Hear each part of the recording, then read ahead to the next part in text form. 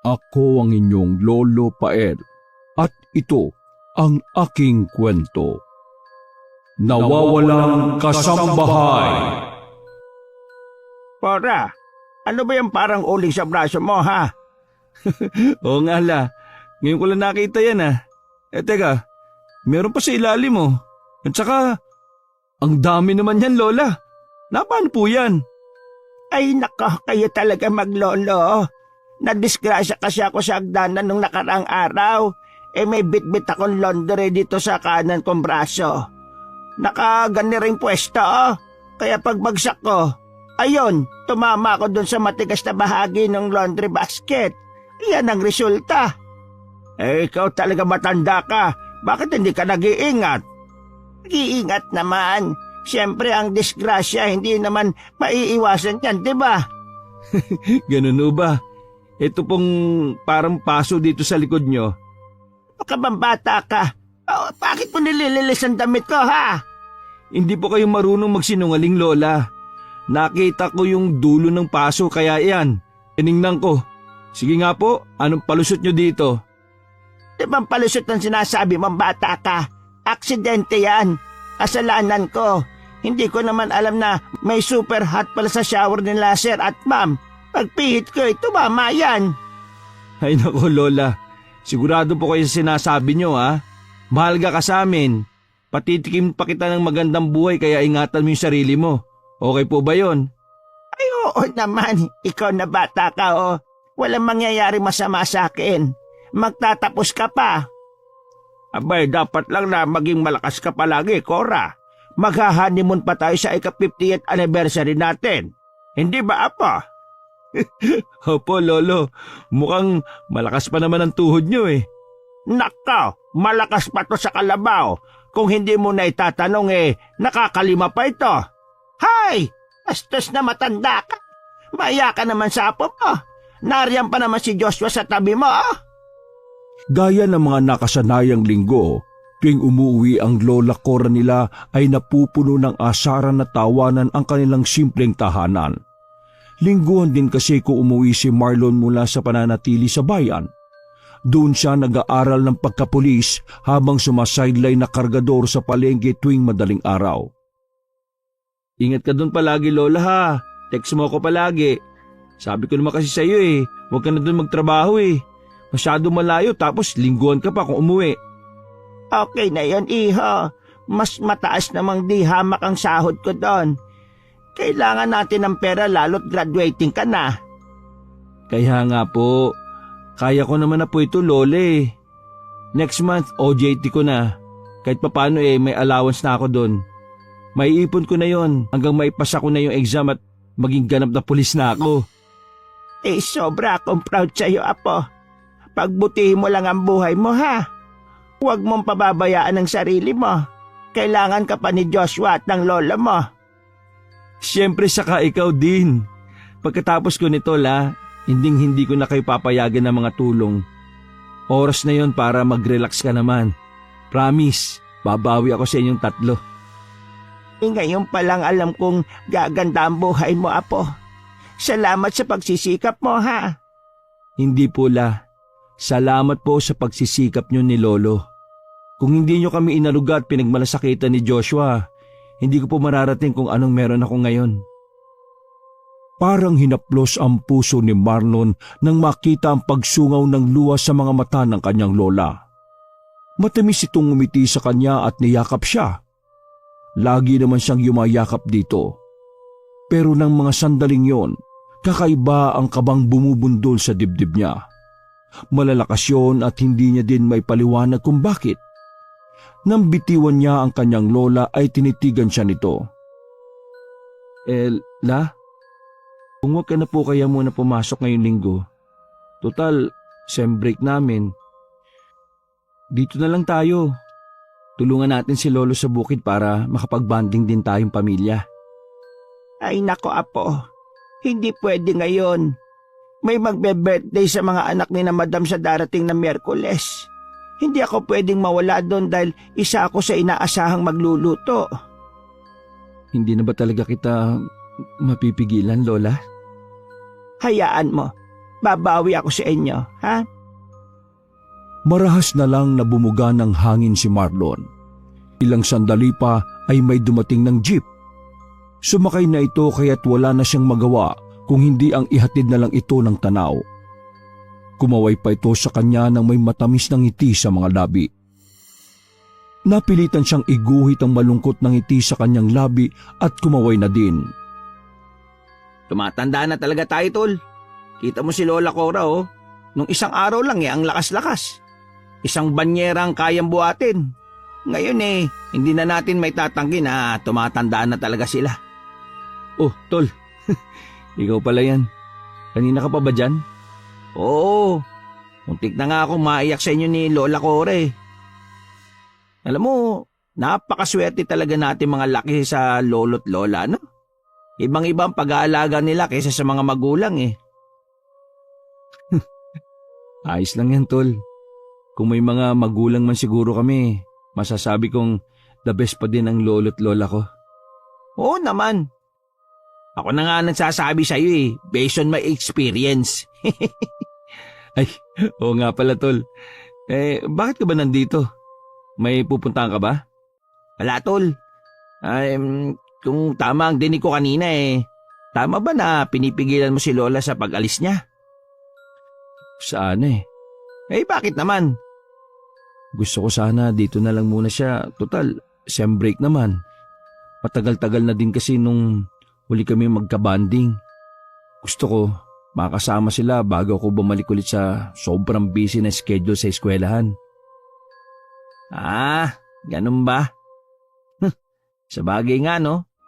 Sem break na nga pala ulit. Di 2 weeks ka niyan dito ngayon. Oo. Tutulungan ko na lang si Lolo sa bukid saka sa pagbabantay kay Joshua. Nakakatawa. Mahirap talaga kapag hindi ka experience sa college life no? Walang alam sa mga ganong ganap. Sus, ano naman ang problema dun?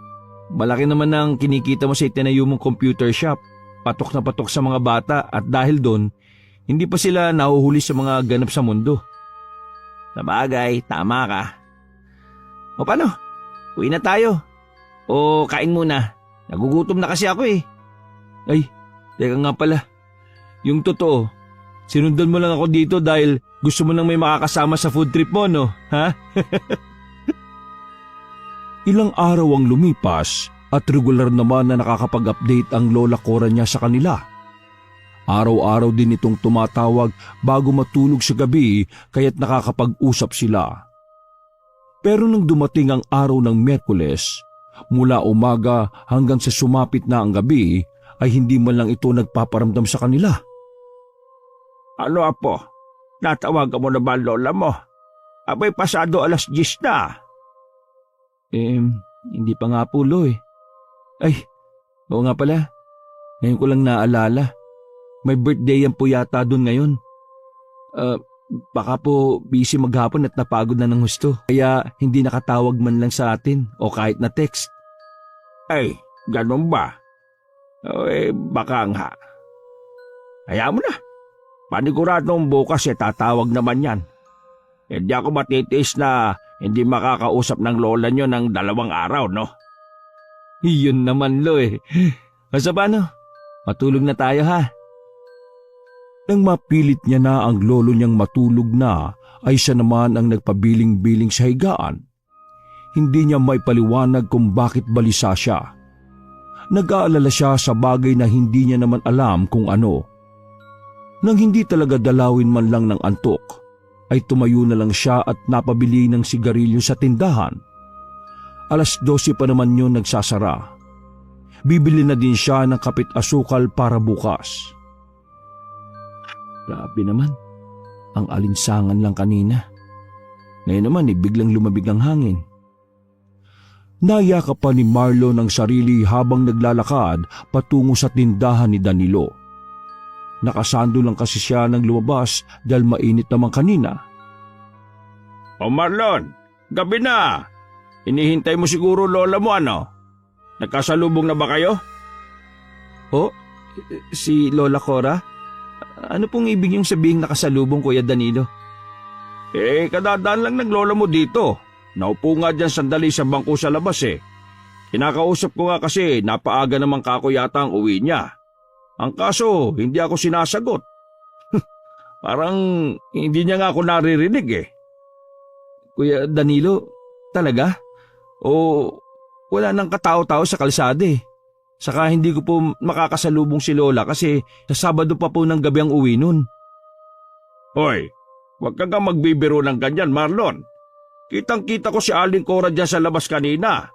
Nagpahinga lang sandali tapos umalis na eh. Baka naman nasa bahay niyo na at nagkasalisi lang kayo. Sige na nga po Kuya Danilo. Titingnan ko na lang baka nasa bahay na nga. Para matapos na ay sumang-ayon na lang siya sa lalaki. Matapos mabili ang kailangan ay dali-dali na siyang naglakad pa uwi. Sa likod ng isip ay umaasa din siya na umuwi na nga ang kanyang lola kahit batid niya na imposibleng mangyari yon. Lola? Lola Cora? Lola, nakauwi na po ba kayo? Pero katahimikan. Wala ni pahiwatig sa hangin na naroon nga ang kanyang lola Cora. Kung anong itsura ng bahay nang iwan niya kanina, ganun pa din yun ang datnan niya. Ay, ano ba itong ginagawa ko? Sinasabi ko na nga ba't namamalikmata lang yun si Kuya Danilo eh. Nailing pa siya nang bumalik siya sa kanyang kwarto at nahiga. Hindi niya na din inubos ang biniling sigarilyo. Nakailang hititbuga lamang siya ay pinatay niya na yon at itinapon. Awa ng Diyos, matapos niyang makapanigarilyo ay inantok na siya. Pero habang papikit ang mga mata sa nanlalabong paningin ay may natanaw siyang bulto na pumasok sa loob ng kwarto nila ni Joshua. Bulto yun ng kanyang lola Cora. Ha? Lola Cora? Bago tuluyang pumikit ang mga mata, ay nakita niya pang sumulyap ito sa kanya ng may lungkot sa mga mata. Kinabukasan, mabilis na bumangon si Marlon at dali-daling nagtungo sa kwarto ng kanyang lolo at lola. Ang laki pa ng pagkakangiti niya dahil ang akala niya ay naroon na nga ang lola Cora niya. Lolo? Nasaan po si Lola? Ang lola mo? Teka, umuwi ba siya iho? Hindi po ba? Hindi. Wala naman ang lola mo, apo. Anong nangyayari? Wala po, Lo. Baka nananaginip lang ako na umuwi na si Lola. Ikaw talaga, oh. Namimiss mo lang siguro ang lola mo. Kaya nga po, Lo eh. O sige po, labas po muna ako. Ititimpla ko kayo ng kape at bibili ako ng pandesal. Mabuti pa nga, apo, nang maaga akong makapamukid. Habang naglalakad papunta sa tindahan ay hindi pa rin lubos maisip ni Marlon kung panaginip nga lang ba ang naaninag niyang bulto ng lola niya. Makailang beses niyang pinilig ang ulo para kasi sa kanya ay totoo yon. Naramdaman niya ang presensya nito sa loob ng kwarto nila maging ang malungkot na tingin nito sa kanya. Tiningnan niya ang hawak na cellphone at chinek ang messages doon. Pero nanatiling walang paramdam ang lola niya. Bakit kaya wala ka pa rin text, Lola? Nakaka-nervyos yung ganito ha. Nag-aalala na ako sa iyo. Sa bagay, 5:00 pa lang naman. Baka napagod lang ng gusto kahapon at mamaya lang tatawag ka na. Oh, Marlon, kumusta lola mo? Pabili ako ng 30 pesos na pandesal, Kuya Danilo. Si Lola Cora? Hindi talaga siya umuwi eh. Wala siya sa bahay. Ha? Imposible. Eto pandesal mo. Hindi ko alam kung ano yung nakita ko kagabi. Pero sana naman walang nangyaring masama sa lola mo, ano? Ano po bang sinasabi mo, Kuya Danilo? Bakit naman may mangyayari masama sa lola ko? Hindi kasi normal na makita ko siya kung wala naman talaga siya. Baka po namamalikmata ka lang, Kuya. Amoy alak ka din kasi kagabi nung bumili ako. Nagkibit balikat na lang ang lalaki at sumang-ayon na din sa huli. Pagka-uwi sa bahay ay agad niyang inasikaso ang nakababatang kapatid at almusal ng kanyang lolo. Hindi niya namalayang 8:00 na ng umaga at wala pa din text man lang ang lola niya. Pero nang 12:00 na ng tanghali ay nakatanggap na siya ng text mula dito. Ano daw ang sabi ng lola mo? Okay naman daw ba siya? Napagod lang daw po siya. Hanggang ngayon busy daw si Lalo. Kaya hindi muna makakatawag si Lola. Ganun ba? Kailan daw siya tatawag? Tinext ko na lang din po siya tungkol dyan, Lo. Wala pa naman pong reply. Hayaan mo po. Kapag tumawag na si Lola, ipapakausap kagad kita sa kanya. Sige. Puntahan mo na lamang ako sa bukid, ha? Sige, Lo. Paliliguan ko lang po si Joshua at susunod din kami doon para matulungan din kita. Nang matapos sa mga ligpitin ay si Joshua naman ang hinarap ni Marlon. Pinuntahan niya ito sa kwarto nila at niyaya para maligo. Ayoko, kuya. Gusto ko si Lola Cora. Lola Cora magpaligo sa akin. Joshua, wala pa si Lola. Sa Sabado pa uuwi yun, di ba? Maligo ka na para makalabas tayo. Pupunta tayo sa bukid. Iwan Lola Cora dito bahay? Ano bang sinasabi mong iiwan? Halika na nga, maligo ka na. Iyon no, Lola Cora. Hindi nagawang ibaling agad ni Marlon ang ulo sa parte ng kwartong itinuturo ni Joshua. Parang nagtaasan kasi ang balahibo sa batok niya nang mapansin ang pagkatulala ng kapatid doon. Ngumiti pa si Joshua at kumaway sa kung ano. Pero imbis na talunin ng takot, marahan na lang siyang bumuga ng hangin at napailing. Ikaw talaga, Joshua, oh. May imaginary friend ka na naman ba? Hindi na kumibo pa ang kapatid. Sa halip ay humagikik pa ito na akala mo ay may humaharot dito. Dahil doon ay hindi na masyadong nahirapan si Marlon na ilabas ang kapatid at paliguan. Hanggang sa puso kasi ay humahagikik pa ito. Hanggang sa sumapit na ang araw ng Sabado. Panay text at hindi naman tumatawag ang lola niya. Wala din itong text kung magpapasundo ba sa hapon pag uwi nito gaya ng madalas nitong ginagawa sa nagdaang mga taon. Olo, saan po kayo pupunta?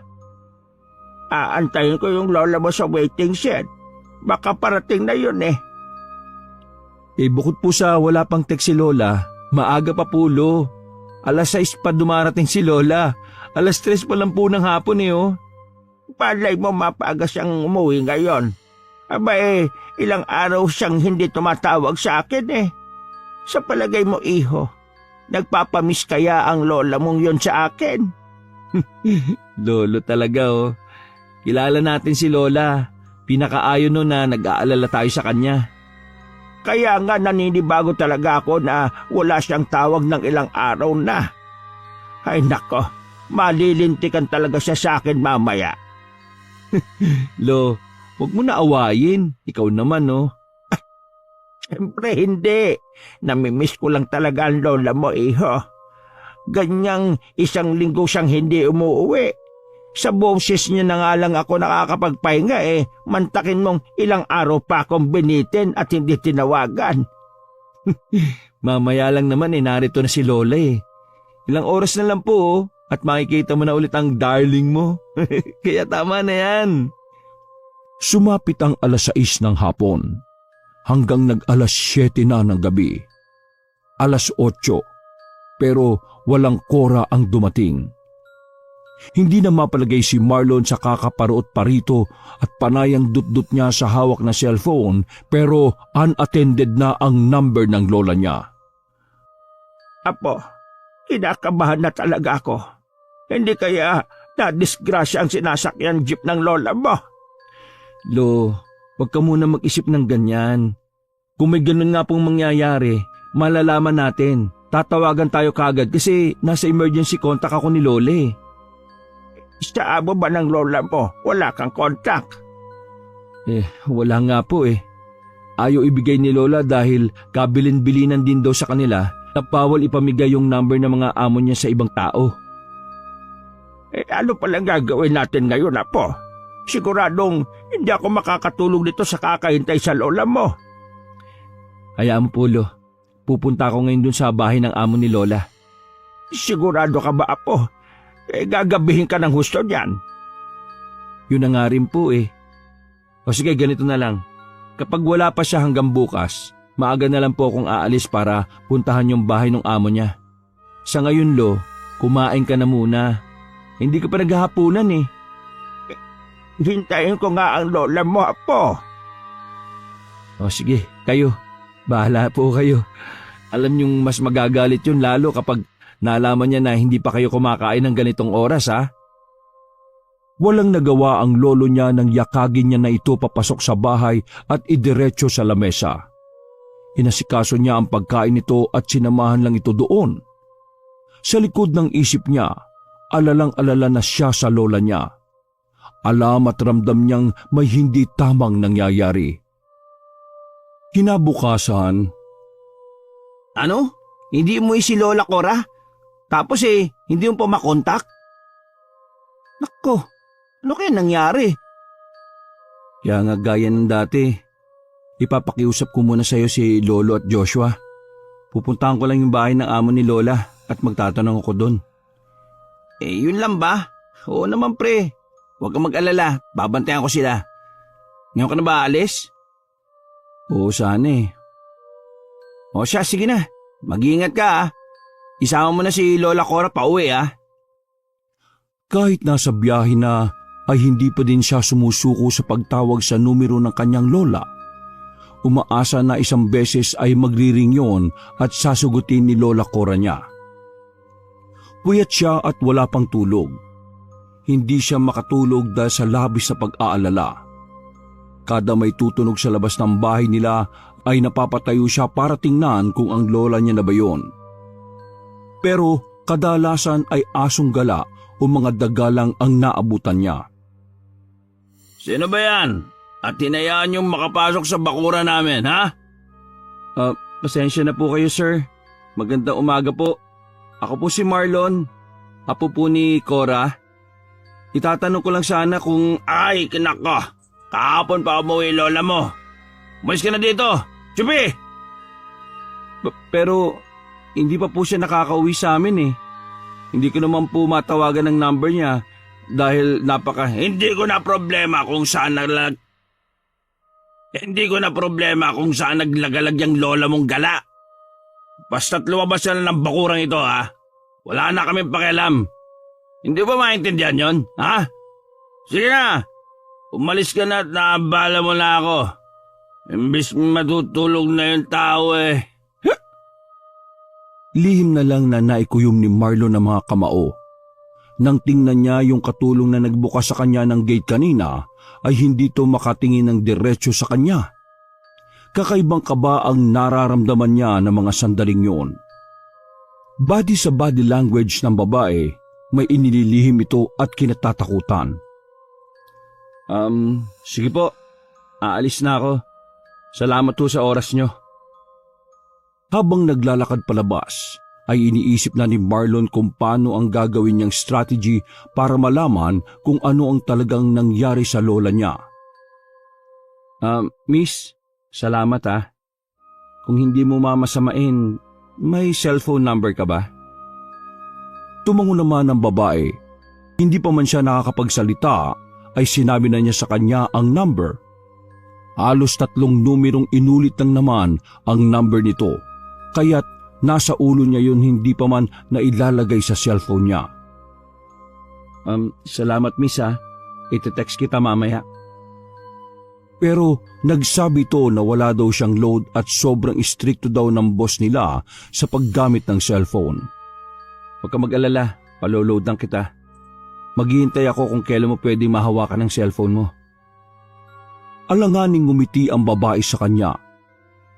Nang malakas na sumigaw ang lalaki sa loob ay dali-dali na nitong isinara ang pintuan. Tiimbagang na umalis si Marlon sa harapan ng mataas na gate.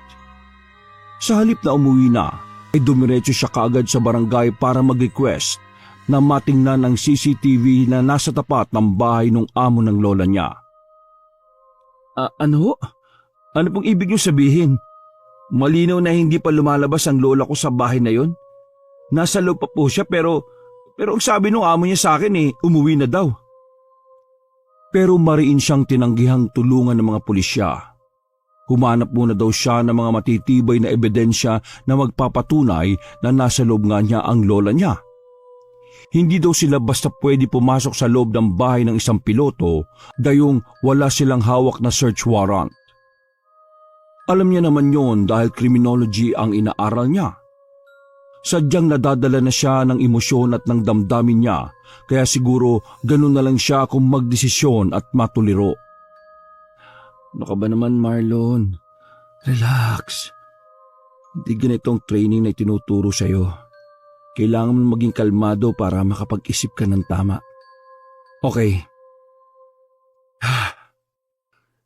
Nagpasya siyang umuwi muna. Ngayon na sigurado siyang hindi pa lumalabas ang lola niya, kailangan niyang alamin kung bakit hindi ito pinapauwi. At ang matindi pa, ay nagsisinungaling sa kanya kanina yung lalaking lasing na nasa malaking bahay. Pre, kumusta? Anong balita? Komplikado. Tinatago nila sa amin si Lola, pre. Ha? Tinatago? Bakit naman nila yung gagawin? Hindi ko nga rin alam eh. Sabi ng amo niya, wala na daw doon. Kagabi pa daw umuwi. Wala naman dito. Kaya nagpasya ako mag-request na tingnan yung CCTV sa barangay. Tapos, hindi naman lumalabas kahit minsan yung lola ko. Hindi kumibo si Pedro pero nanatili itong tulala at parang may iniisip. Tila naging balisa din ito. Gayunpaman, ay mas focus si Marlon sa sarili niyang damdamin kaya hindi niya pinansin ang kakaibang reaksyon ng kaibigan. Bakit nila tinatago si Lola sa amin? Mga siraulo yun. Hindi ako papayag na gawin nila yung kay Lola. Anong plano mo niyan? Mag-iisip pa ako, pre. Babawiin ko si Lola sa kanila. Ganyang hindi ako magagawang tulungan ng pulis maliban sa pagpa-file ng missing person. Ako na ang bahalang gumawa ng paraan. Pero paano kung mabigo ka? Kung wala naman talaga sa bahay ng amo niya, pre? Tol, pati ba naman ikaw? Hindi nga lumabas si Lola doon since nung Lunes na pumasok siya? Naniniwala ako. Ibig kong sabihin, bahala ka na nga muna. Basta pag kailangan mo ng tulong ko, sabihan mo lang ako O sige pre.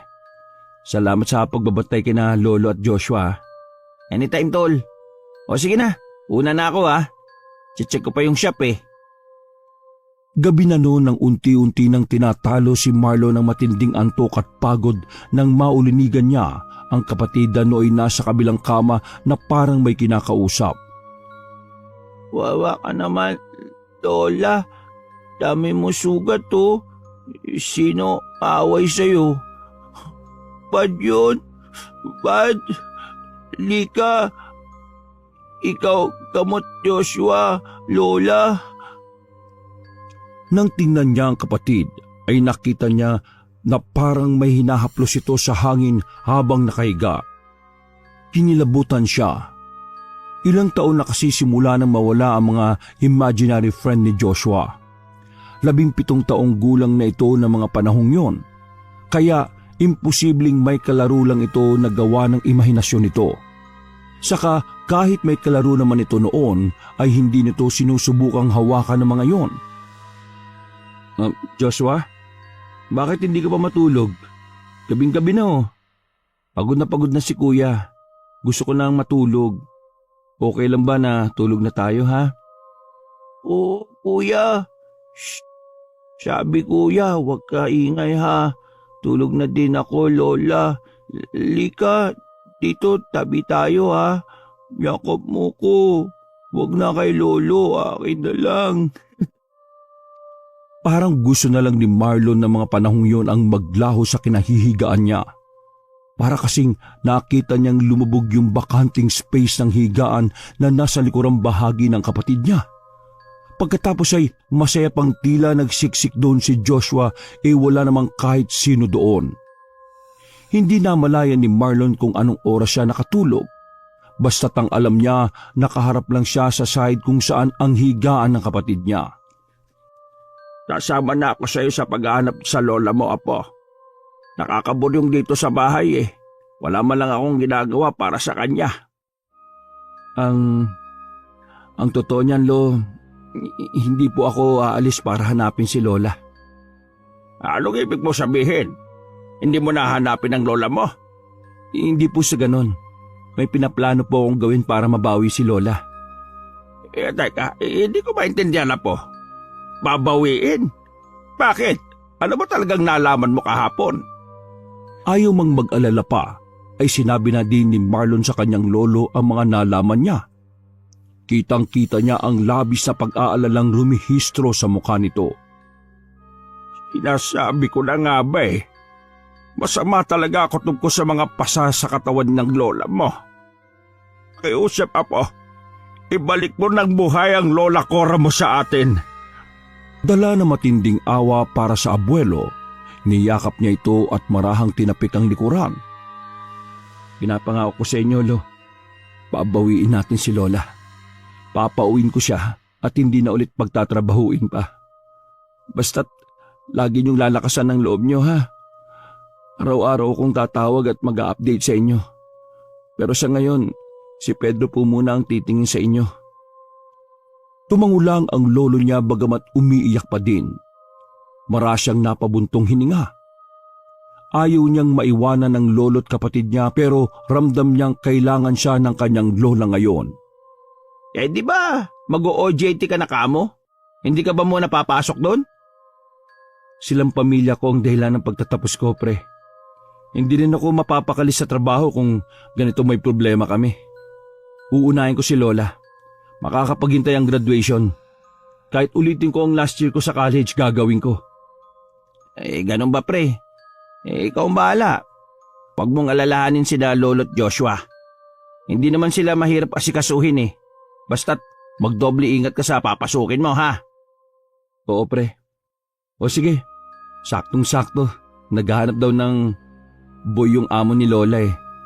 Hindi naman ako maaalala nung lalaki. Saka yung mag-asawa ang naghahanap. Pagkakataon ko na to. Kailan ang punta mo niyan sa kanila? Bukas na bukas din. Aasikasuhin ko ngayong araw yung mga requirements. Sana pasimulain na din nila ako kagad bukas. Kinagabihan niya na isipang magpaalam sa kapatid na si Joshua. Pagpasok niya pa lang sa kwarto nila ay kakaibang lamig na ang sumalubong sa kanya. Nayakap niya ang sarili. Nakabukas naman pala yung bintana kaya malamig eh. Hindi ka ba nilalamig, Joshua? Nakatutok pa sa iyo yung electric fan at naka number 3? Sabi Lola, huwag ka alis, kuya. Ano? Paano mong nalaman na aalis ako? Saka, sinong Lola? Cora, Lola Cora. Nakakausap mo si Lola Cora? Paano wala naman siya dito. Andito. Dito, Lola. Tol, hindi pa umuuwi si Lola. Nag-i-imagine ka na naman ba, ha? Lalo mo lang pinabibigat ang damdamin ko eh. Andun, Lola. Iyak siya. Huwag ka daw alis. Hindi na nakapagtimpi pa si Marlon. Hinawakan niya sa magkabilang braso ang kapatid habang pilit na hinuhuli ang mga mata nito. Ilang araw niya na din kasing pinagtitiisan ang kakaibang ikinikilos nito. Joshua, tingnan mo ang kuya. Joshua, ano ba? Sabi ng tingnan mo ko eh. Nakita niya kung paano magulat si Joshua. Namuo ang luha sa mga mata nito at tinulak siya palayo. Nagtakip ito ng tenga at nagsiksik sa sulok na higaan nito. Ini siyang nasa po ang batok para siyang aatakihin ng high blood anumang oras. Naghalo-halo na ang nararamdaman niya ng mga panahon na yon. Excited siya sa pag-OJT pero ngayon dahil ayaw siyang tulungan ng mga magiging kabaro niya sana, naiipit siya sa dalawang desisyon na parehas mahalaga sa kanya. Story, patawarin mo ang kuya. Medyo stress lang ako dahil nawawala nga si Lola eh. Umiling na magkakasunod si Joshua at may itinuturo na naman. Sa pagkakataong yon, tiningnan niya ang itinuturo nito. Sa gilid yun ng bintana. Wala naman siyang makita doon kaya ibinalik niya na lang ulit ang tuon sa kapatid. Aalis ako bukas at baka matagalan bago ako umuwi. Huwag ka magpapasaway kay Lolo at Kuya Pedro ha. Ayaw Lola, alis ka kuya. Iyak siya. Pahinga na tayo. Sorry kung nasigawan kita. Tumango si Joshua at kusa na ding nahiga. Naiinis siya sa sarili. Ni minsan ay hindi sila nagawang pagtaasan ng boses ng lolo't lola niya. Pero heto siya ngayon, nagpapatalo sa init ng ulo. O pre, napatawag ka. Kabing-gabi na. May problema ba? Nai-stress na ako pre. Kanina ko lang nasigawan tong si Joshua eh. Oh, bakit mo ginawa yun? Kumusta naman siya? Okay naman na. Humingi na ako ng sorry sa kanya. Alam mong buo na ang desisyon ko pre, di ba? Pero tuksing si Joshua eh. Kung ano-ano sinasabi. Ilang araw na siyang ganito. Hindi ko magets pre. Ano pang ibig mo sabihin? Sinasabi niya na nasa bahay daw si Lola. Umiiyak at ayaw akong paalisin. Paano nangyari yun? Iniisip ko baka lumalala na yung lagay niya eh. Baka dahil to sa matagal na hindi pag-uwi ni Lola. Maging si Lolo, tahimik na din. Pre, naiintindihan kita. Hindi madali ang pinagdaraanan ng pamilya mo ngayon. Pero yung tungkol kay Joshua, hindi yun dahil sa kalagayan niya. Totoo sinasabi niya sa'yo. Ha? Anong ibig mo sabihin? Totoo ang sinasabi niya sa'yo. Nasa bahay niyo talaga si Lola Cora. Pre naman, pati ba naman ikaw? Pasensya na pre ah. Wala naman akong balak na sabihin sa'yo to eh. Hindi ko kasi ma-distinguish kung ang lola mo nga ba ang presensyang nararamdaman ko sa bahay niyo. Hindi ko naman nakalain na nakikita pala ng kapatid mo ang presensyang yon. Ayoko sana makadagdag pa sa isipin mo yung tungkol sa bagay na to pre. Hindi ko alam kung makakatulong na maalaman mong may ligaw na kaluluwa sa bahay niyo at binabantayan niya ang lolo't kapatid mo. Sandaling nagloading si Marlon. Napaisip at pilit niya inuunawa ang mga sinabi ng kaibigan. Saka palang nag-sink in sa utak niya ang pinakamabigat na katotohanan sa likod noon. Hindi. Pre, sana naman. Sinasabi mo bang patay na ang lola ko? Imposible yun. Buhay pa siya. Buhay pa siya, pre. Saka, paano mong nasabi na si Lola yon? Teka, may third eye ka ba? Totoo ba yung mga ganong kakayahan? Hindi kita pipiliting maniwala. Ayoko ding alisin ang pag-asa mo na buhay pa si Lola Cora. Maging ako, gabi-gabi kong dasal yan. Pero naniniwala din ako sa kakayahan ko. Ewan ko ha. Hindi ko din alam pre. Kung totoo man na nawala na nga si Lola, paano ko tatanggapin yun? Anong nangyari sa kanya? Yan ang hindi ko masasagot sa ngayon, pre. Ang alam ko lang, mabigat ang presensya ng kaluluwang yun. May mabigat siyang daladala. Pinaghalong lungkot at galit. Hindi ko alam kung dahil ba sa pagmamahal niya sa pamilya niyo, kaya hindi niya magawang umalis. O dahil sa katotohanang wala pang sagot kung bakit siya namatay. Lalong nanikip ang dibdib ni Marlon sa narinig. Parang mauubos ang hangin sa baga niya sa labis na sakit na nararamdaman. Tuluyang bumagsak ang kanina niya pa tinitimping luha. Ayaw niyang paniwalaan pero paano niya may papaliwanag yung mga iilang pagkakataon na may weirdo din siyang naranasan sa bahay nila. Tulungan niyo ako makausap siya, pre. Kung totoong si Lola yun, tulungan niyo akong resolbahin ang nangyaring ito sa kanya. Susubukan ko ang makakaya ko, pre. Pero kung ako sa'yo, nariyan si Joshua. Malaki din ang may tutulong niya sa'yo. Lalo pa nga't nakikita niya si Lola. Hindi na kumibo pa si Marlon. Matapos magpaalam sa kaibigan ay siya na din ang nagpatay ng tawag. Hindi muna siya pumasok sa kwarto nila ng kapatid niya. Hindi niya pa rin tanggap na baka nga wala na ang kanyang lola. Ang kawalan ng ideya kung bakit yun sinapit ng kanyang abuela ang talaga namang nagpapabigat sa dibdib niya. Lola, naririto po ba kayo? Ikaw nga ba yung nararamdaman kong presensya na inakala kong imahinasyon ko lang? Anong nangyari sa iyo, Lola? Anong gagawin ko ngayon?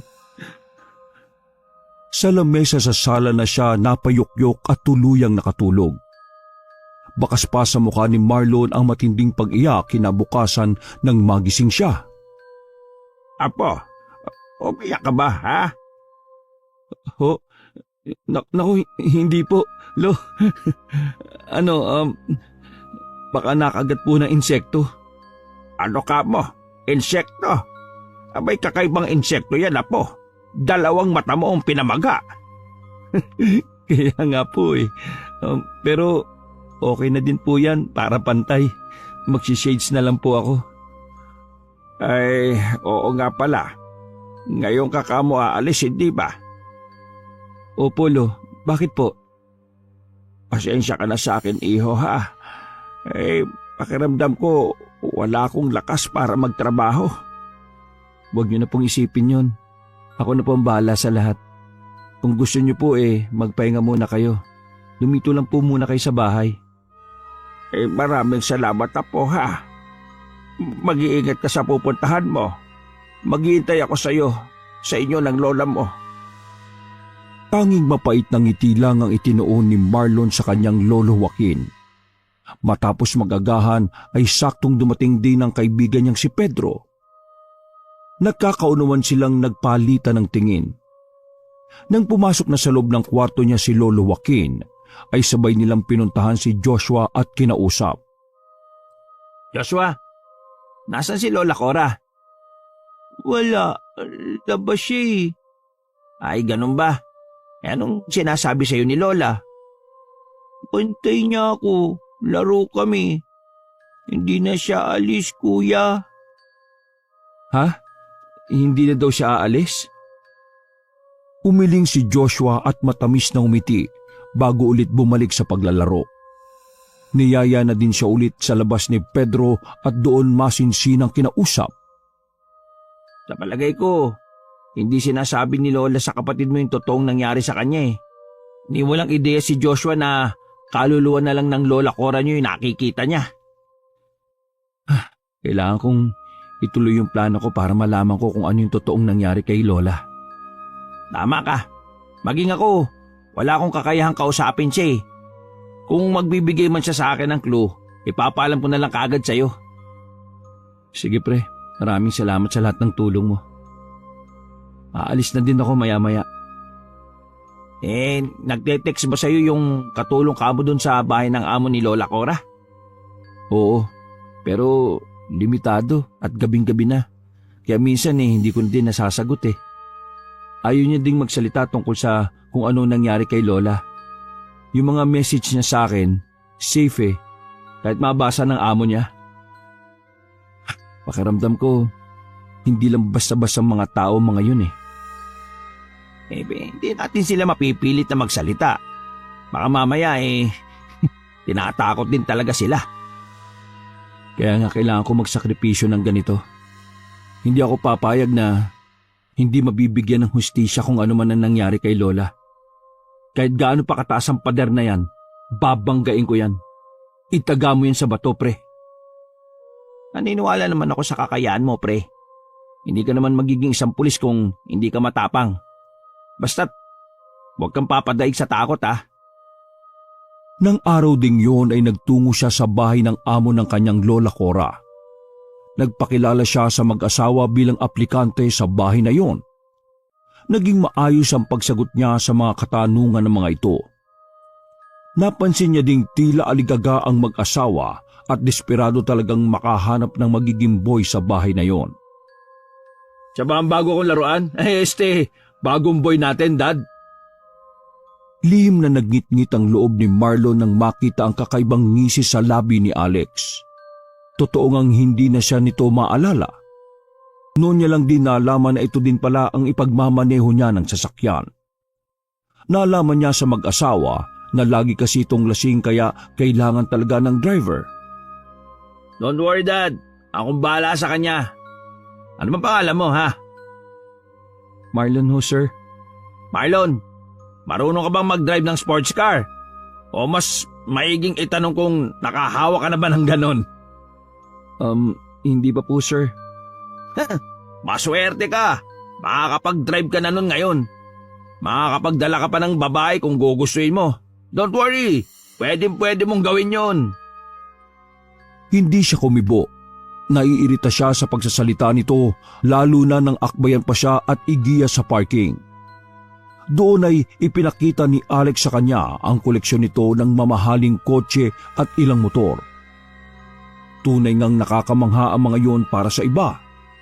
Pero ni katiting na excitement ay walang naramdaman si Marlon. Mas lamang sa kanya ang kagustuhang paaminin ng lalaki kung nasaan ito dinala ang lola niya at ano ang ginawa nito. Oo nga pala. May cellphone ka ba? Meron no, sir. Na. Ano? Maigpit ako sa paggamit ng cellphone eh. Alam mo na, for privacy purposes. Pero hindi ho ba't privacy ko din ito? Kakaiba din ang tapang mo ah. Gusto ko yan. Lumalaban. Pero Nang bigla na lang nitong kuhain mula sa kamay niya ang cellphone. Ngumisi pa ito sa kayong binuksan. Pero dahil picture lang ng dahon ang nasa wallpaper niya, may passcode din naman ito kaya wala itong makitang kung ano doon. ako masusunod ah. Ngayon, kung ayaw mo, malaki ang pintuan. Pwede ka nang umalis ngayon pa lang. Tuwing anong oras ko pwedeng mahawakan ng cellphone ko, sir? Bakit? May pamilya ka bang dapat tawagan? Meron no eh. Kung ganon, pwede mong gamitin yung cellphone dito sa bahay. Meron kaming pinoprovide na cellphone para sa lahat yon. Ano ho? Pwede naman kung ayaw mo. Hindi nga lang kita tatanggapin bilang driver ko. Ayoko kasi ng laruang matigas ang ulo at ayaw sumusunod sa utos ko. Ho? Laruan? Laruan ang tingin mo sa akin, sir? Oo, lahat naman ng katulong dito eh, laruan ko eh. Bakit? May angal ka ba doon? Oh, wala po. Okay, good. So paano? Start ka na today. Magpahinga ka muna at mamaya ipag-drive mo ko sa paborito kong puntahan. Nang mapag-isa na sa sarili niyang silid, ay doon palang inilabas ni Marlon ang itinatago niyang keypad na cellphone. Tama nga ang akala nila ni Pedro. Hindi lang pala tinitingnan ni Alex ang mga cellphone ng kasambahay doon. Hawak niya pala ang mga yon. Siniguro niyang nakasilent ang gamit na cellphone at iniisip niya din kung saan yon itatago para hindi makita ni Alex kahit pa magkasama sila. Hoy, bumaba ka dyan! Sumama ko sa loob!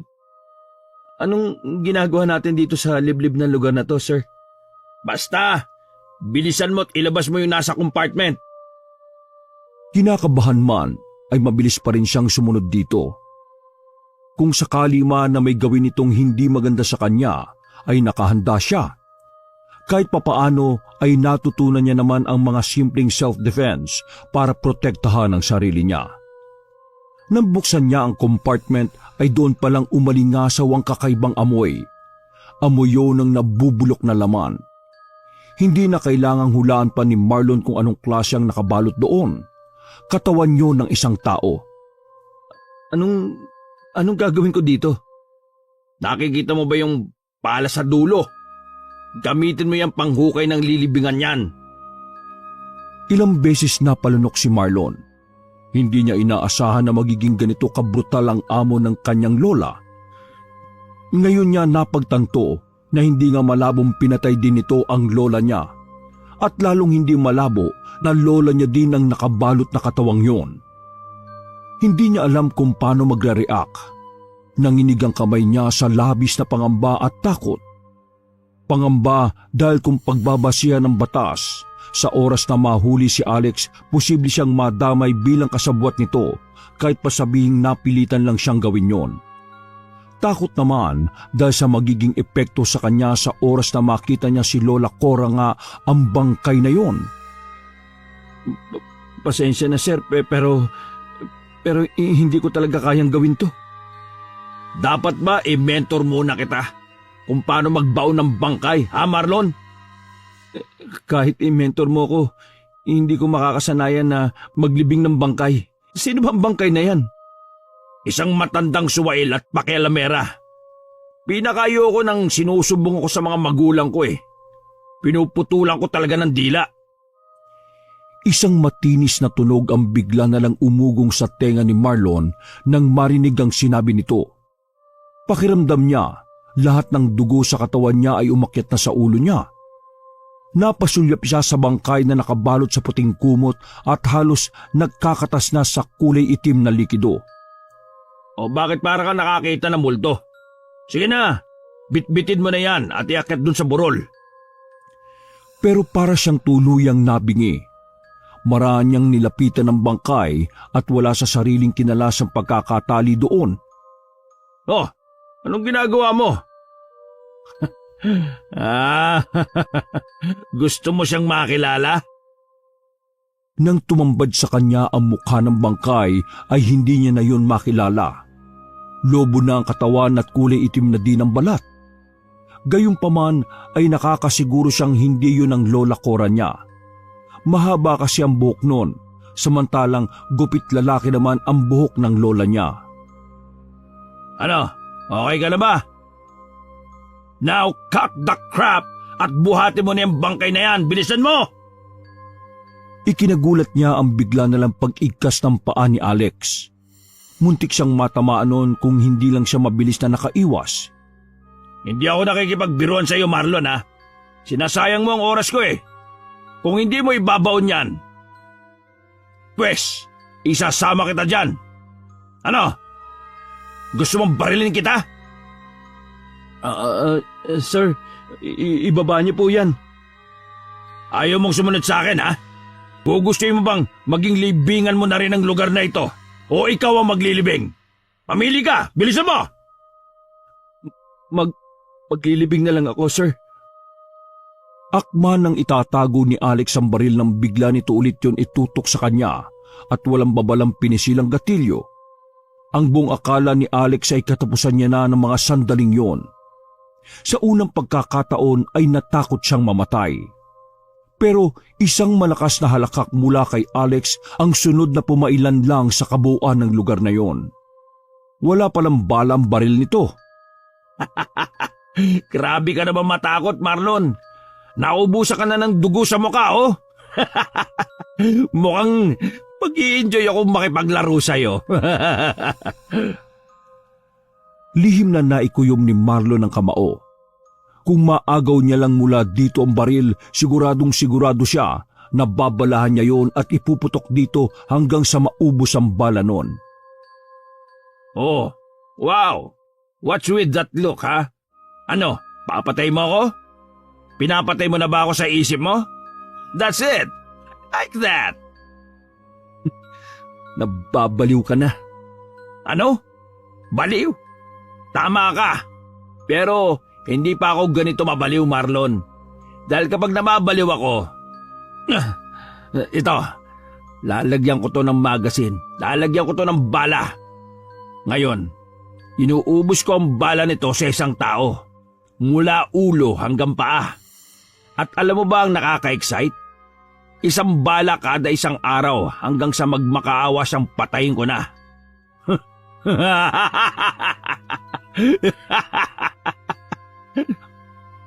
Pero, bakit mo ginagawa to? Bakit? Kasi masaya. Kaya ang mabuti pa, ibaba mo na yan dahil nauubos na pasensya ko. Alam ni Marlon na hindi na nagbibiro si Alex.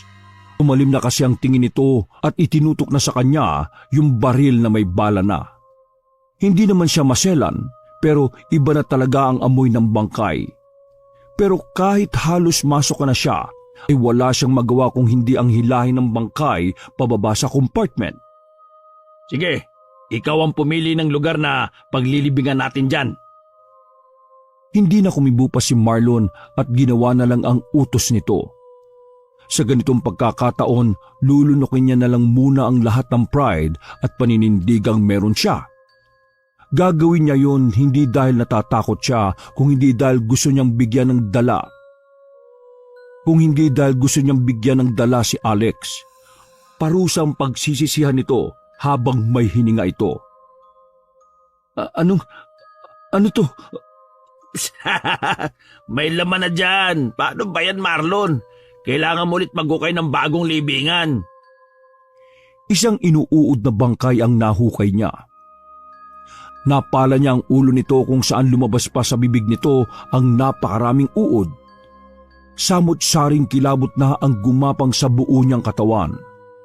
Habang si Alex ay halos ubuhin na sa kakatawa sa kanya. Literal siya nitong ginawang laruan. Saan pa ba walang nakalibing? Huwag ka ngang KJ dyan, Marlon. Nagsisimula pa lang ako mag-enjoy sa'yo eh. Kung ako sa'yo, bilisan mo ang pagpili ng lupa at paghukay para hindi tayo abutin ng gabi dito. Pero, pwede ko namang isama na lang siya dito, di ba? Hindi! Hindi naman ganun ang larong ginagawa natin ngayon eh. Gusto mo, ikaw na lang ang sumama dyan, ha? Isang malakas na putok ang umalingaw-ngaw. Halos mapalod sa lupa si Marlon dahil sa gulat. Ramdam na ramdam niyang dumaan ang bala noon sa gilid ng ulo niya. Hindi na masasayang yung susunod kong putok, Marlon. Ayoko na matigas ang ulo. Bago tinakmang muli ang hukay ay lihim itong inalayan ng dasal ni Marlon. Nangako din siya sa bangkay na pagbabayarin niya si Alex sa kahit anong paraan. Nakatatlong hukay pa siya bago makahanap ng lupang bakante pa. Nang mailibing niya ang bangkay ay halos ubos na ang lakas niya. Pero tinatawanan lang siya ni Alex. Nakakabilib ka naman, Marlon. Sport ka din eh, no? Alam mo, kapag naging vibes tayo, tatagal ka sa akin ng 1 buwan. Anong ibig mo sabihin? Anong gagawin mo sa akin pagkatapos ng 1 buwan? Minsan, ituturo ko sa iyo ang mga bakanteng lupa sa burol na yan. Tapos, pili ka ng isa. Hindi na kumibo pa si Marlon. Kahit amoy nakakasulasok ang suot niya, mas naamoy niya pa rin ang bulok na katauhan ni Alex sa tabi niya. Alam niya ang ibig nitong sabihin. Para sa kanya ang bakanting lupa na ipapapili nito sa kanya. Sa isip-isip niya, baka nga hindi abutin ng 2 weeks na kasama niya ito. Kung hindi ito mabibigyan ng hustisya sa legal na paraan pagkatapos sa mga nakalap niyang ebidensya, baka ilagay na lang niya ang batas sa sarili niyang mga kamay. Idaan mo muna sa bahay, magbibihis ako. Magbihis ka din ha, magpagwapo ka dahil may bonus ka sa akin. Pagkatapos diretso na tayo dun sa bar. Alam mo na kung saan yun, di ba? Teka, naalala mo pa ba o nakakalimutan mo na dahil sa takot? Tandang-tanda ako, sir. Saka sinong natatakot? Mas takot ako sa buhay na demonyo kaysa sa mga inosenteng taong pinatay lang. Yan! Gustong-gusto ko yung mga humor mo, Marlon eh. Kuwang-kuwa mo ang inis ko eh. Tama ang ganyan ha, tama yan. Hindi ako maboboard na kasama ka. Talaga, sir? Kung alam ko lang na brutal din pala ang gusto mo eh, di sana kanina hindi na ako nagduwag-duwagan pa. Ayoko ng plastic na tao eh. Gusto ko maririnig ko kung gaano ko kabaliw at kademonyo. Alam mo, maging tulad lang kita, Marlon. Sisiguraduhin ko sa iyo na sasaya ng husto ang buhay mo. Nang nakapagpalit na sila ng damit at marating nila ang bar, ay pinasok din siya doon ni Alex. Sumabay siya sa nais nito. Nagpadala siya sa Agos. Nang medyo nakakarami na si Alex, ay nagpaalam siyang magbabanyo sandali. Doon ay kinuha niya mula sa sapatos na suot ang dalang cellphone. Tiningnan ng mga text ni Pedro at nag-reply ng update dito. Pagkatapos ay ibinalik niya na yun sa dating taguan at lumabas na. Oo. Nandiyan ka na pala, Arlon. Paano, girls? Kayo nang bahala sa driver ko na yan, ha? Enjoy! Pero sir, yan ang bonus mo. Dahil sa sipag mo kanina. 3 sexy at palaban na bebot. Hoy, Marlon, sulitin mo yan, ha? Malaki ang binayad ko sa 3 yan. Bukas na tayo uuwi. Nang yakagin na siya ng 3 babae ay wala na siyang nagawa. Sa 2nd palapag ng kaparehong building din siya dinala ng mga ito. Puro kwarto pala ang nasa itaas. Isa sa mga pintong naroon ang pinasok nila. Sa loob ay tangka ng magtanggal ng saplot yung isa nang pigilan niya at sabing umuwi na lang. Pero hindi daw yung pwede. Kailangan ay maximum of 3 hours silang nasa loob bago lalabas yung mga babae. Dahil kung hindi, ay hindi daw sila mababayaran ng mamasang nila. Dahil doon, kaya pinatulog niya na lang ang mga ito. Kitang-kita niya ang kasiyahan sa mukha ng mga babae. Naguunahan pa ang mga ito sa kama. Ilang sandali lang ay tulog na sila pare-parehas. Hello pre, sigurado ka ba na hindi maluloko itong tawag natin? Oo naman. Ikaw talaga Para kang walang bilib sa akin eh. Computer genius kaya tong kaibigan mo. O siya, sige na. Anong balita? Nakuhaan mo ba ng maayos lahat? Yung usapan, malino bang narinig? Inaalala ko, napalayo kasi kami kanina eh. Liblib yung kinaroroonan ng burol na inakyat namin. Yun nga ang bad news pre. Malabot distorted talaga yung dating sa akin ng video at usapan nyo sa lugar na yon. Pero alam mo ang good news. Naalala ko, may USB naman pala yung nakakabit sa botones na dala mo. Nako, buti na lang talaga ganong klase ang naisipan kong bilhin sa black market. Kung nagkataon, wala sana tayo ng mga mahalagang ebidensya. Ingatan mo na lang yan pre ha. Huwag ka mag-alala. Hindi ko hahayaang masayang ang pinaghirapan ko kanina. Grabe, napakademonyo pala ng naging amo ni Lola Cora no? Pero alam mo pre, may iba pang paraan para ma-corner natin yung Alex na yan eh. Talaga? Ano suggestion mo pre? Ipakulam! Papabuksan natin ang third eye ng lukulukong yan para makita niya lahat ng mga pinatay niya. Ewan ko lang kung hindi mabaliw ng tuluyan yan. Kapag nabaliw siya, sa mental lang yan dadalhin pre. Gagamutin siya doon at tatratuhin ng maayos. Baka VIP pa nga eh. Ano naman pre? Kahit anong gawin niyang pagpapasasa sa karangyaan, ang importante, kasama niya yung mga kaluluwa ng mga napatay niya. At alam mo ba ang exciting doon? Yung mukha ng mga yun ang itsura nila nung pinatay sila ng lalaking yun. May kilala kang mangkukulam pre? Ako naman no. Malakas namang kukulam yun pre. Pwedeng demonyong ipakita sa kanya at akitin siyang magpakamatay na lang din. Hindi ganun ang hustisya ang kailangan ng mga taong pinatay niya pre. Higit pa sa kamatayan ang dapat na iparusa sa tulad niya. Naintindihan ko pre ang galit mo. Basta, go signal mo lang ang hihintayin ko. Saka tayo gagawa ng hakbang. Proseso na hindi kailangang dumaan sa legalities. Ikaw talaga. Oo nga pala. Si Lolo at Joshua ba? Kumusta? Medyo hindi okay si Lolo eh. Konti lang kasi kinakain at maghapon ang nakakulong lang sa kwarto niya. Masyado niyang dinaramdam yung nangyari kay Lola Cora. Hayaan niya kamo. Malapit ko na mabawi si Lola. Mahanap ko na kung saan man siya itinago ng Alex na yun. Salamat pre ha. O paano? Bukas ulit. Walang problema. Ingat ka dyan ha. Palabas na sana siya ng banyo na madatnan niya sa labas ng pintuan ang isa sa mga babae. Tinititigan lang siya nito bago ito nagsalita. Pinunan nito ang paggamit niya ng cellphone. Bati din pala ng babae na wala dapat cellphone ng mga nagiging driver ni Alex. Isusumbong mo ba ako sa kanya, miss? Sandaling hindi kumibo ang babae. Talagang abot-abot ang kaba niya noon dahil hindi pwedeng malaman ni Alex ang plano niya. Hindi niya pa nahahanap ang Lola Cora niya. Maya-maya pa ay umiling ang babae at nakakaunawang ngumiti sa kanya. Ito pa nga ang unang nagpasalamat dahil sa dinami-rami daw ng lalaking ipinahawak sa kanila ni Alex, siya lang daw ang bukod tanging rumispeto sa kanila. Hiniling pa nito na sana daw ay magtagumpay siya sa mga pinaplano niya. Nang sa gayon daw ay makalaya din maging sila mula sa pagkakagapos sa utang kay Alex. Ano Marlon? Anong rate mo sa 3 chicks natin, ha? Nako sir, niligpas pa ako sa ikapitong langit eh. Mahusay sila. Salamat Ngayon ko lang na-experience ang 3 eh.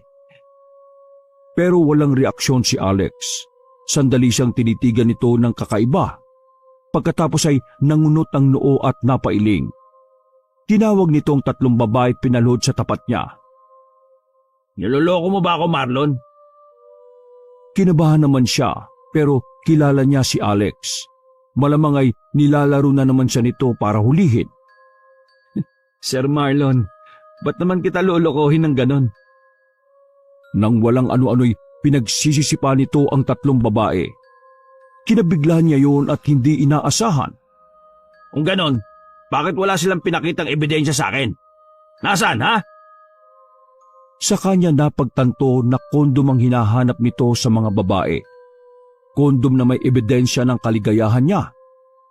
Makailang beses siyang napalunok saka nakaisip na matinong palusot. Yun ba? Nako, wag mo silang saktan, sir. Ako ang nagpilit na huwag gumamit nun eh. Kasi naman, hindi talaga ako nag-enjoy kapag may supot eh. Wala akong nararamdaman. Sayang, ang husay pa naman nilang 3. Gusto ko kasi sariwa ko silang, alam mo na. Tila nakontento naman si Alex sa naging sagot niya. Pinaalis na nito ang mga babae at sila na lang ang naiwan sa kwarto. Kakaiba pa din ang tinging inuukol sa kanya ni Alex. Pero nangingiti ito sa kalagitnaan. Tila nahihibang na naman. Ano? Uwi ba muna tayo, Marlon? Parang wala ka pang tulog eh. Ayos lang naman ako, sir. Pero kayong bahala kung gusto niyo pong umuwi. Ang totoo niyan, gusto ko nang bumalik sa burol ngayong umaga. Talaga? Maglalaro na naman po ba tayo, sir? Oo, pero iba naman ngayon ang mechanics ng game. So ano, ready ka na? Handang-handa na, sir. Iba ang ngisi ni Marlon noon habang nasa biyahe sila. Tahimik din ito at maya-maya kung umiling at tumawa. Nang marating nila ang paanan ng burol, ay niyaya na siya nitong umakyat doon. Hindi siya kumikibo. Sa isip niya ay alam niya na siya na ang papatay nito ngayong araw. Nakakapanginayang. Ang akala ko pa naman kahit 1 buwan tatagal ka sa akin, Marlon. Bakit, sir? May nagawa ba akong hindi mo nagustuhan? Teka muna. Pag-iisipan ko pa kung sasakay ako sa laro mo, ha? Alam mo kasi, Marlon... Isang malakas na suntok sa sikmura ang ibinigay nito sa kanya. Halos pangapusan siya doon ng hininga. Tuluyang napalod sa lupa si Marlon habang maigpit na hawak ang tiyan na naninikip sa sobrang sakit. Sa ating dalawa, ako lang dapat ang nagpapaikot ng tao at naglalaro. Pero kahapon, pinaniwala mo kung totoo ka ha? Nakakatawa, hindi ba? Masyado ako naging kampante sa'yo. Ang akala mo yata ikaw na ang karma na makakapigil sa akin, ano? Isang sipa naman ang naramdaman niyang tumama sa ulo niya.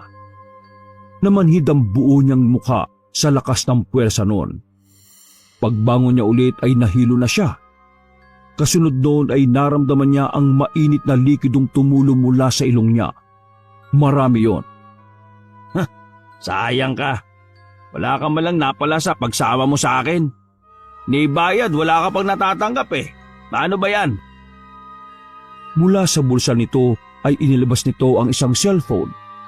Mula doon ay pinanood nito sa kanya ang video na kuha sa CR ng kwarto na tinutuluyan niya ng nagdaang gabi. Nasa bandang itaas yun. Marahil ay sa mismong ilaw nakakabit. Kitang-kita doon ang pagtawag niya sa kaibigang si Pedro. Hanggang sa pakikipag-usap niya dito ay rinig na rinig din. Bilib na sana ako sa iyo Nalampasan mo na ang level 1. Ang masama, hindi ka na makakalis dyan.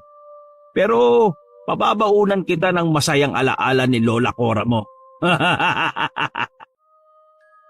Batid ni Marlon na kahinaan niya yon. Pero lagi niyang pinapaalala sa sarili ang bilin ni Pedro na huwag padadaig sa takot. Tinibayan niya ang sikmura sa mga maririnig pa lang. Alam mo kasi, yung lola mong yon, masyadong mabait eh. Sa lahat ng katulong namin siya lang ang bukod tanging nakakalabas at nakakauwi. Pero balik pa din ang balik. Binubugbog ko na't lahat-lahat pero hindi humihinto. Panay ang sabi na makikita ko din daw ang liwanag. E di, pinauna ko na siya sa liwanag. Akalain mong basaan ba man ako gabi-gabi ng rosaryo at mabubuting balita daw ng Diyos. Kaya ayun, binitin ko ng pakrus at ginawa kong target. Ang tagal nga mamatay ng lola mo eh. Tumigil ka na! Tumigil ka ng demonyo ka! Tumigil ka na! Hindi na siya nakapagtimpi at mabilis na sinugod si Alex. Hindi naman ito kumilos at tinayaan siya. Pinagsusuntok niya ang mukha nito pero wala itong ibang ginagawa kung hindi ang tawanan lang siya. Ganun nga Marlon, samahan mo ko sa impyerno. Samahan mo ko, pumatay ka din, patay mo ko. Hindi pa man siya nananawang sumuntok at isang malakas na putok na ang pumailan lang. Naramdaman ni Marlon ang biglang pamimigat ng katawan niya. Pagtayo niya mula sa pagkakakubabaw kay Alex ay dumudugo na ang tiyan niya. Hawak ni Alex ang baril nito habang malawak pa din ang pagkakangisi sa kanya. Nang siya na ang mapaupo, ay lumapit pa ito sa kanya at kumaway sa bandang dibdib niya. Ay, alam kong nanonood ka dyan, kaibigan. Sorry ang aga natapos ng misyon yung dalawa eh. Ngayon, point of view naman ng kaibigan mong malilibing ng buhay, ang panoorin mo. Saka nito dinaklot ang butonis na nasa suot niyang polo at ikinabit yun sa sarili.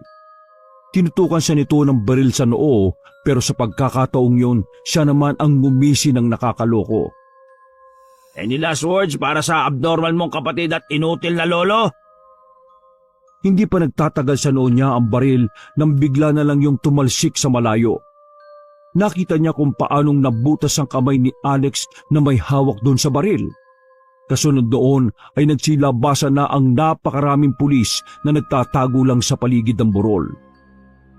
Pre, ayos ka lang ba? Itatakbo na kita sa ospital. Hindi, dito lang ako pre. Gusto kong makita kung paano pusasan ang halimaw na yan. Sige, bungkalin niyo ang mga lupa dito. Makikita niyo kung gaano karaming nakalibing dito. At lahat yun ay kagagawa ng hayop na yan. Bitiwan niyo nga ako! Hindi niyo ba kilala kung sino ako Tatay ko lang naman na nagsusupply ng droga na pinapibenta niyo sa mga pinalalaya niyong adik. Dahil sa amin, kaya kumikita kayo't yumayaman. Tapos na ang kasamaan mo, Alex. Dumating na ang karmang magpapatigil sa'yo. Hindi, wala makakapigil sa akin, Marlon. Huwag ka muna magdiwang. Bukas lang ay pakakawalan na nila ako. Takot lang ng mga yan na mawala ng supply ng droga. Nang tuluyang dalhin ng mobil si Alex, ay saka palang nakahinga ng maluwag sina Marlon at Pedro. Naiwan ang iba pang NBI sa lugar kasama ang soko at iba pang hanay ng mga kapulisan. Agad namang isinugod sa pinakamalapit na ospital si Marlon. Sa ambulansya pa lang ay nalapatan na siya ng paunang lunas. Mabuti na lang at wala daw natama ang major organ sa katawan mo. Ilang araw lang makaka-recover ka na at makakauwi.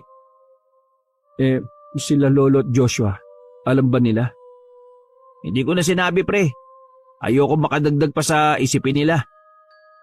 Salamat naman kung ganun. Ay, oo nga pala. Si Lola, nakita ba siya sa burol? Hindi pre, wala ang bangkay niya doon. Hanggang ngayon, pinapahanap pa din si Lola Cora. Higit sa 20 labi na pala yung nahukay doon sa burol Nakakalungkot dahil bukod sa matatanda, may mga bata din. Sahol pa sa demonyo yung taong yun. Napakarami niyang kinitil na buhay. Huwag ka mag-alala pre. bukod sa batas ng tao, padadalan din natin siya ng parusa galing impyerno. Si Lola, kailangan mahanap na si Lola, pre. Mahanap siya, magtiwala lang tayo. Ilang araw pa ang lumipas at nakalabas na ng ospital si Marlon. Nasa labas na sila ng ospital noon ng isang pamilyar na babae ang lumapit sa kanya. Ito yung babaeng kasambahay ni Alex na nagte-text sa kanya. Ito mismo ang nagsabi sa kanya kung saan po pwedeng itinago ni Alex ang lola niya. Pre, ano ka ba? Hindi pa tuluyang naghihilo ang sugat mo eh. Huwag kang tumakbo. Hoy! Pero hindi inintindi ni Marlon ang kaibigan. Tumakbo siya hanggang sa marating niya ang kwarto ni Alex. Nagpilit siya kahit may mga bantay. Dahil isa naman siya sa nakasolve ng malaking kasong yon, kaya pinagbigyan siya ng mga ito. Hoy pre, maghinay-hinay ka naman. Ayoko magstay na naman sa ospital at magbantay sa'yo ha, loko ka. Sa loob ay nahanap niya ang mga clue na sinasabi ni Ira, yung babaeng katulong doon dati. Sa loob ng malaking closet ni Alex nagtatago ang isang pintuan papasok sa isang tagong silid. Nang tuluyang makapasok yon, ay bumungad sa kanya ang isang ataol na gawa sa babasaging salamin. Sa loob noon nakalagak ang katawan ng isang matandang babae, ang kanyang Lola Cora. Tila sadyang ipinreserve ang katawan nito. Nasa ibabaw ng kamay nito ang isang Biblia. May hiwa ng krus sa noo at tinahipa ang bibig. Hindi. Lola! Lola Cora! Kasunod niyang dumating sa lugar si Pedro at ilang kapulisan na nasa labas lang kanina. Sa punerarya na dinala ang katawan ng lola niya matapos yung ma-retrieve ng mga kapulisan. Hanggang sa naiuwi na yun sa bahay nila ay hindi pa din siya makausap na maayos. Magpakatatag ka, Marlon. May mas nangangailangan ng lakas mo ngayon. Bakit sobrang unfair ng mundo, pre? Bakit yung mabubuting tao na may nagagawang mabuti sa kapwa ang madalas nagiging biktima ng mga demonyong nagkatawang tao? Siguro kaya sobrang sama na ng mga tao dito. Kasi ang naiiwan palagi ay yung masasama. Sila ang nabubuhay at nakikinabang sa yaman ng mundong ito. Ganyang kapait ang katotohanan, pre. Mahirap tanggapin pero kailangan nating harapin. Hindi ako papayag na maging buhay. Pulutan ang iyong pre. Hindi ako papayag. Makalipas ang isang linggo. Condolence, pre. Di ko alam kung gaano kapigat ang nararamdaman mo ngayon pero narito din ng tropa para damayan ka. Salamat sa inyo ha. Kahit papano naman, alam ko na masaya na si Lolo Joaquin dahil talagang nakasama niya si Lola ko. Hindi ko lang inaasahan na ganun kadali niya kaming iiwan. Simula nang umalis ka, hindi na siya lumalabas ang kwarto niya eh. Minsan, nabanggit niya sa akin na bumalik daw si Lola at okay na. Umuwi ka na din daw. Ha? Ganun ba? Ibig sabihin, nakita din siya ni Lolo nitong huli? Oo, sa palagay ko gato na nga. Sobrang pagmamahal ng lola niyo sa inyo ang naging dahilan kung bakit nagagawa niya yun.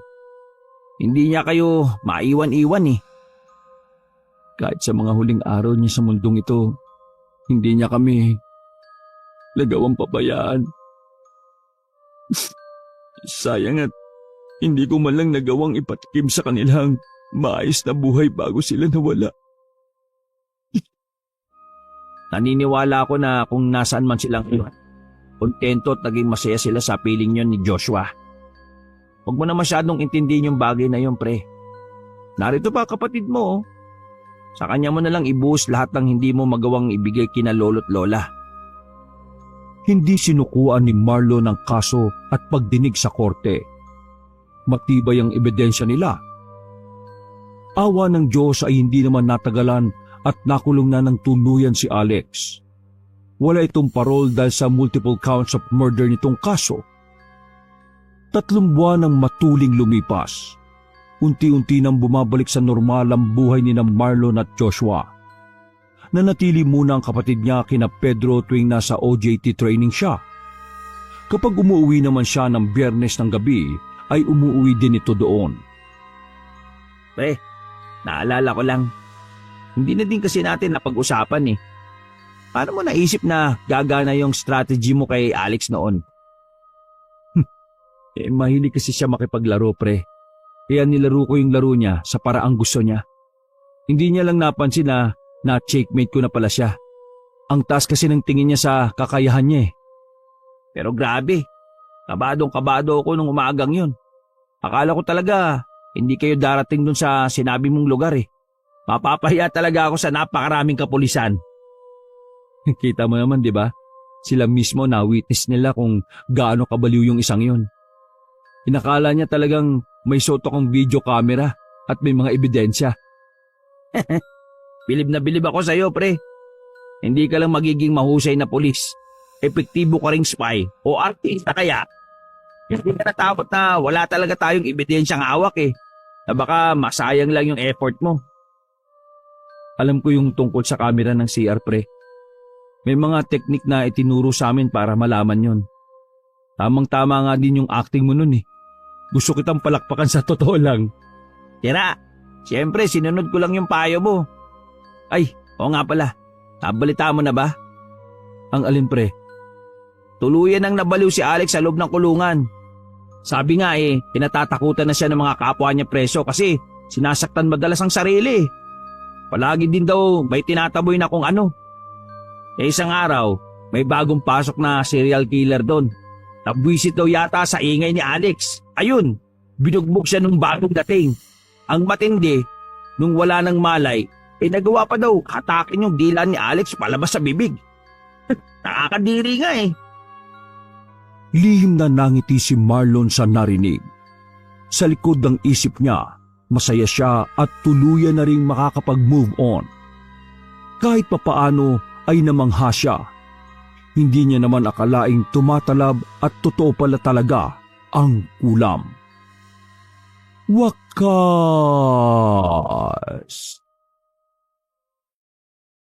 Ako ang inyong